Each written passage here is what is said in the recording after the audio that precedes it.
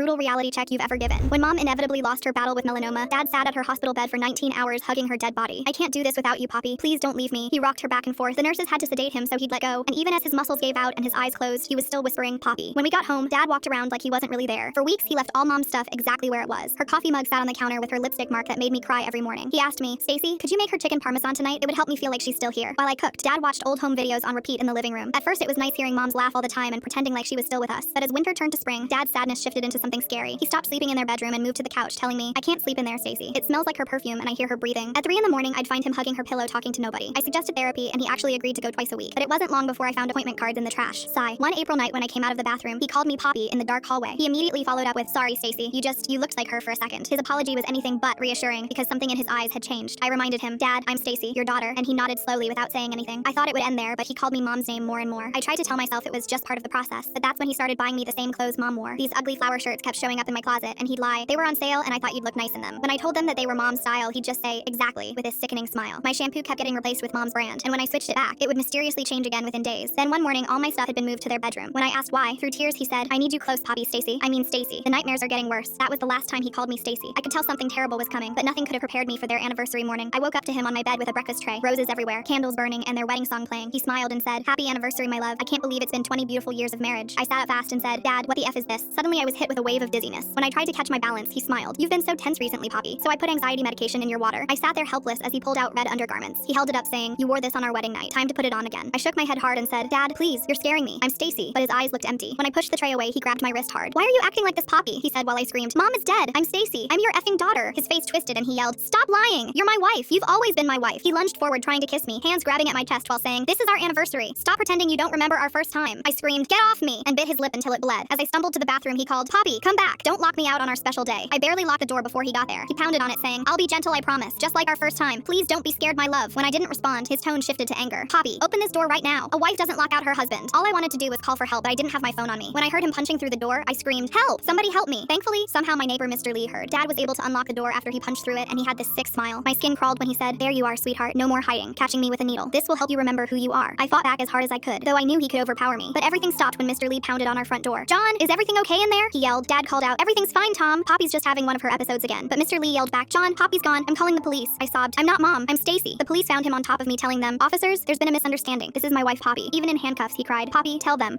you're my wife. One officer asked, Miss, what's your name? And I sobbed, Stacy, his daughter. Dad started thrashing. She's confused. She's sick. We've been married 20 years. As they led him away, he kept yelling, Poppy, I love you. He was put in a psychiatric holding facility. He had been locked up for 2 months when I got the news. It came in the form of 2 pink lines on a pregnancy stick. My heart dropped because I thought I was a V-card owner. Full story on channel, link below.